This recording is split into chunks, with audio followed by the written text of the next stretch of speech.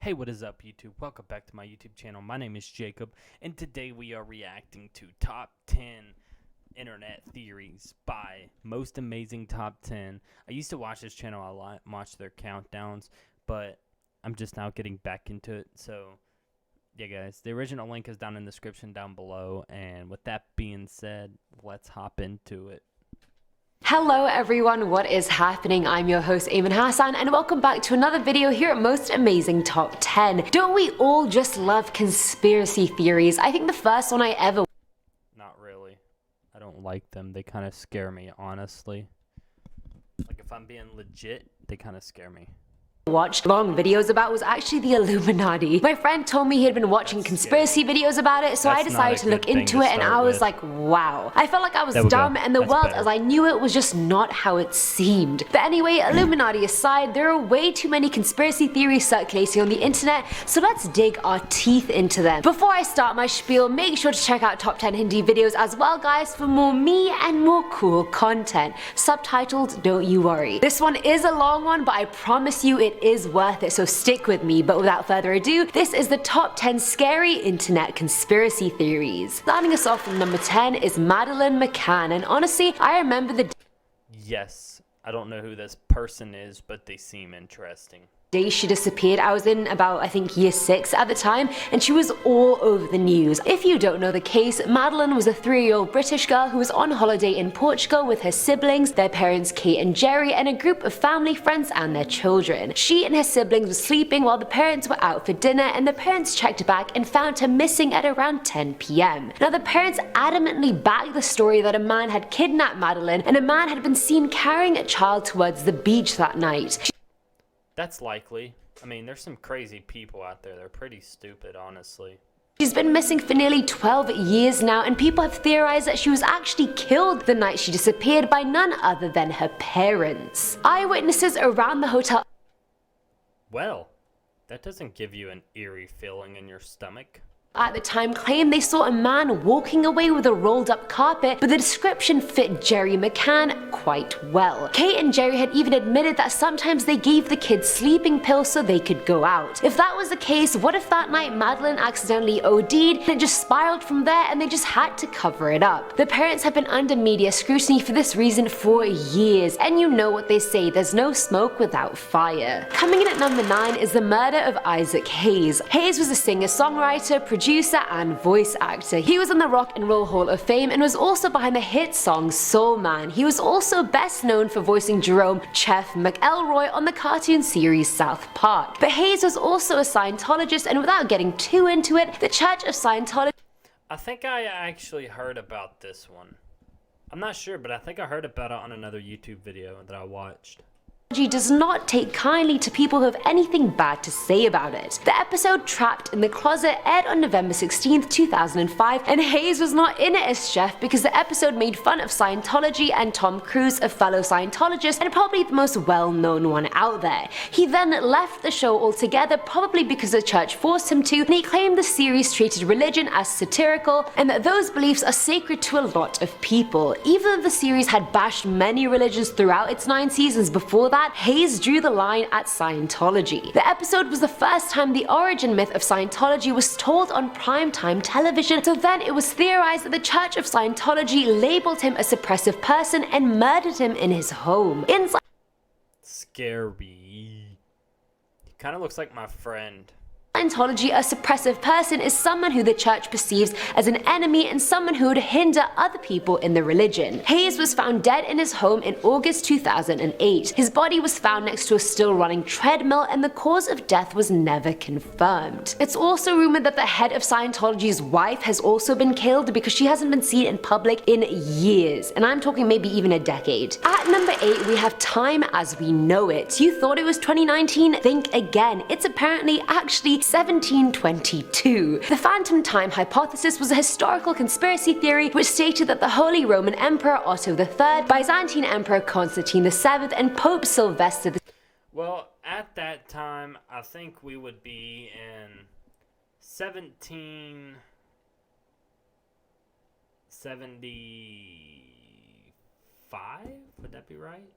II all worked together to fabricate the Anno Domini dating system in order to put themselves in power in the special year of 1000 AD. They achieved this by forging and altering documents and physical evidence, and according to the theory, the whole Carolingian period wasn't real and a phantom time of 297 years was added to the early Middle Ages. So were the early Middle Ages made up? I love how these leaders literally changed the calendar just because they wanted to be in power in a certain year. Filling our number 7 spot is Denver Airport. This airport opened back at the start of 1995, a whole 16 months behind schedule, and it also cost a whopping $4.8 billion, which is over $2 billion more than originally budgeted, and it's 35,000.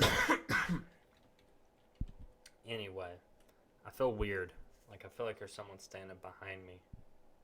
Acres big. Conspiracy theories have been surrounding the airport since its creation. People think there's a post-apocalyptic bunker underneath that the world's elite can flock to if anything happens. The decor of the airport is unusual, you could say. There's a 32-foot blue devil horse sculpture outside, many violent murals inside which show apocalyptic warfare, and a one-world government that will take over. There's a sculpture of a devil coming out of a suitcase and Templar markings in every terminal. The airport's dedication stone contains Masonic imagery and New World Order references. Like, it doesn't say the state of Denver funded it, it just says the New World Airport Commission. An whatever that is, I don't want to find out because that sounds creepy. Construction worker of the project actually said the reason construction was so behind was because at least 5 multi-story buildings were built and then mysteriously buried underneath the airport. Him and other employees all stated that there's a very complex network of tunnels underneath the establishment. Tunnels. I actually have a story. My mom used to work in a haunted hospital, and she said that she would go downstairs because, I think that's where the laundry room was. But she went downstairs, and she said that she sees these little kids playing jacks or whatever that game is, where you drop the ball and you gotta pick up as many of those little awkward looking things that have the 4 sticks on them. That's the only thing I know, but yeah, that's just a fun fact.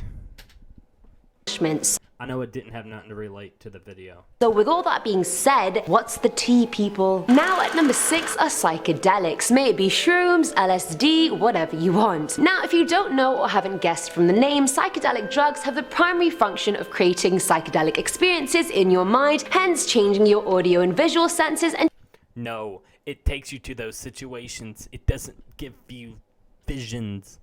Whatever they say, do not trust them. I did not put the LSD in the comments section. I'm stupid. and just altering your state of consciousness overall. Some studies have found that these drugs actually help people who are addicted to nicotine or alcohol, and they are actually 100% physiologically safe and do not lead to addiction. Most of these drugs are illegal worldwide, despite people still doing them all the time anyway. The conspiracy theory comes from user me123 who thinks psychedelics aren't illegal because the government cares about us and wants the best for our well-being and for us to not trip out on drugs. No, quite the contrary. They're illegal because they change the culturally laid down models of behavior we have, they change the way we process information, and they dissolve our opinion structures. Psychedelics open people up to the possibility that everything we know is wrong, and that can really make us question the government, which is exactly what they want to prevent. Coming in at number 5. But there's so much stuff going on with the government right now. It's not even funny. I'm not even going to get into that topic. I don't want to get banned from this platform. 5 is the Roswell cover-up. Most people will know that in 1947, an apparent UFO crashed in Roswell, New Mexico. But that's not the story that was actually released. What was released was that an Air Force hot air balloon had simply crashed on a ranch in Roswell, but many believe that the government was just covering that up. Many ufologists began saying that it was an alien spacecraft that crash landed and the extraterrestrials aboard were recovered by the military and the whole thing was hidden. They're always hiding stuff about aliens. I'm pretty sure that they announced something about aliens being real. I'm pretty sure. I don't know for sure. Don't quote me. I'm not a good I'm not a good person to quote. But yeah. Human the Great on Reddit theorized that it was hidden because they knew there would be widespread panic. In 1938, Orson Welles did a radio broadcast of a book called War of the Worlds, in which aliens come to Earth and screw everything up, and people believed it, and there was a lot of havoc. So if there was that much freaking out over a radio broadcast, they didn't even want to imagine the horror if people started finding out a flying disc had crashed into Earth. However, by the 1990s, the US military had said the object was a nuclear test balloon from Project Mogul, but even still, people weren't convinced. At number 4 is the Mandela effect. Have you ever been so sure about an event, but when you talk about it to a friend, they have a completely different recollection of that event, yet you both believe what you know to be true? Well, welcome to the Mandela effect. The effect was coined by paranormal enthusiast Fiona Broom, who believed Nelson Mandela had died in prison in the 80s. She created the term when she found out that she was one amongst many others who also thought Mandela had died. And it wasn't just because, oh, they hadn't heard about him in a while, he probably died in prison. Fiona vividly remembered media coverage of Mandela's funeral in 2010 and riots in the aftermath. She realized groups of people remember history differently to others. Like, someone remembered the protester that defied the tanks at the Tiananmen Square massacre was run over by them, and that's what they were actually taught in school, whereas footage shows the tanks stopping. So according to this conspiracy theory, these memories are accounted for by time travelers who have changed history and thus have created alternate realities. Some of us have moved between those realities, so we remember stuff that has been written. That would make perfect sense, honestly. But I don't know. I've never experienced it. I mean, if it's like deja vu, or if that's the same thing as what they're talking about, then I've experienced it. But, like, I have seen something where they say that traveling to the past is theoretically possible, but it's just finding a warp hole in, like, outer space openings or something. I'm not sure. Out of our timeline. The biggest example is the children's book The Berenstain Bears. Now, half the people believe it's Stein with an E, and others are adamant that it was with an A. I mean, was a spelling change for whatever reason in one timeline and not the other? Who knows? Do you remember with an A or an E? Let me know in the comments below. Filling our number 3 slot is JFK's assassination. Even before scripting this video, I just knew some American president was going to be on this list, and here he is. People have been speculating for decades that JFK's assassination was a planned conspiracy. According to a survey done in 2013, 51% of Americans believe it was a conspiracy. That's more than half the public. That's a high freaking number, so let's find out why they think that. Many eyewitnesses of the assassination claim they were intimidated by the Warren Commission. Jean Hill, an eyewitness, said she was humiliated and discredited and abused by Secret Service agents, and she received death threats. She said the Warren Commission interviewers kept cutting any comments that implied Lee Harvey Oswald hadn't acted alone when he shot JFK. On top of that, many witnesses just mysteriously died. 103 people died, and all the deaths were grouped around investigations carried out by the Warren Commission. People's testimonies were ignored if they didn't fit the original story, and anyone who captured the assassination on camera had it confiscated. Author David Lifton even presented the thesis that JFK's body had been tampered with between the hospital and the autopsy site. Evidence was fabricated, documents were withheld. Many people think Oswald was hired by the KGB or CIA to assassinate JFK, and the real truth is yet to be found. Now at number 2 is Hitler. Yes, everybody hates the man for good reason, and we all know that. Hitler. Everyone also knows that he committed suicide along with his wife in 1945, and that his adjutant entered his study and found both bodies. That was a story, and that was what was believed, but deaths have been faked before, and if Adolf Hitler, are they saying that his death could be possibly fake? Because I feel like he didn't commit suicide. I feel like he was murdered. I feel like some Jew, like, snuck in and, like, shot him or something like that. But, I mean, then again, don't quote me. It's just a conspiracy that I had, so. And sorry if I sound so down today. I'm just not feeling it, y'all.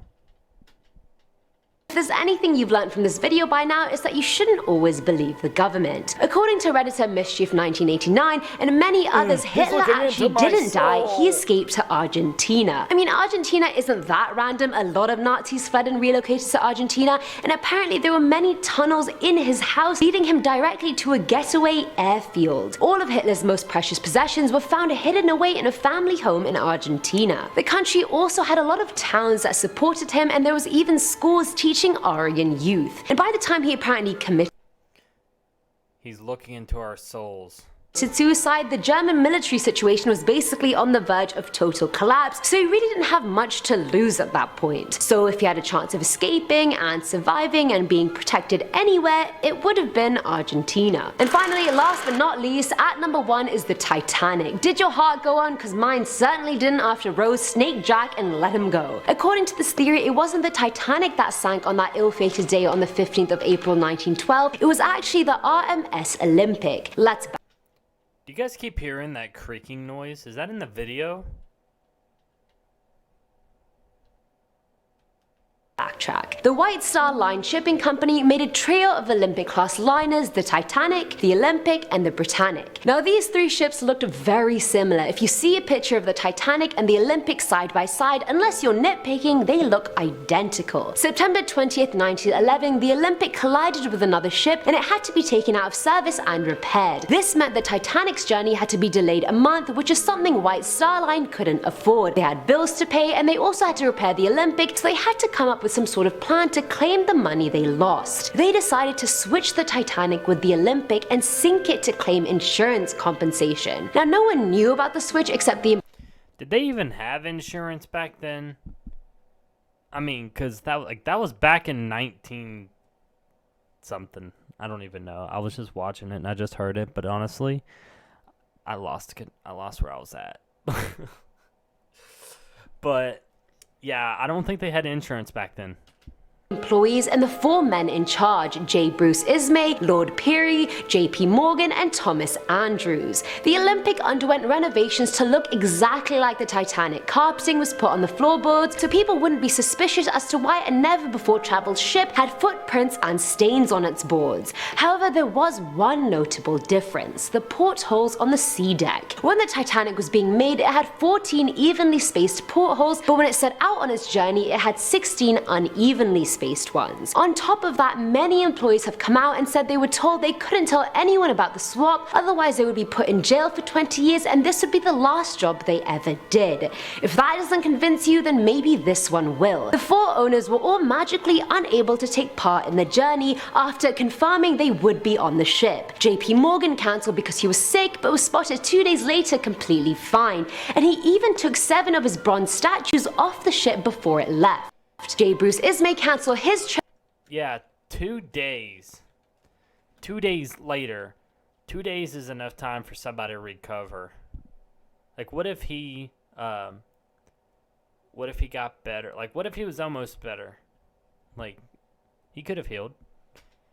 Because his wife was sick, but they were also spotted completely fine. Another ship, the SS Californian, had no passengers on it when it left London. It just had a bunch of blankets and warm clothes for the Titanic passengers. But the captain forgot to take his wireless chart, hence it never got to the Titanic, but it did set out to save the people on the ship. There's a lot more to this story, even though it feels like I've said the whole thing, but this is the main meat of it. I didn't want to shorten it because I was like, no way, they definitely need all the info. And guys, that's it for today's video. I know this one was mega long, but thank you if you stuck with me till the end. Let me know which conspiracy theories you knew of before or which ones you disagree with and think, nah, that's just complete nonsense. Amen. As always, I'm your host, Eamon Hassan, and I'll see you next time. Bye. Alright, ladies and gentlemen. So, with that being said, let me know what you guys thought about the video. I know it was a boring one, but I can't help that. I'm just trying to get content, okay? I'm just trying to get to 1,000 subs. On a road to 100, I only have 19. I need several more to go. I need 90. Wait, hold on. No, I need 80. Wait. Yeah, I need 81. So if you guys did like the video, please leave a like, drop it like, break the knuckles on it, hit the notification bell. Leave a comment what you guys want me to react to next.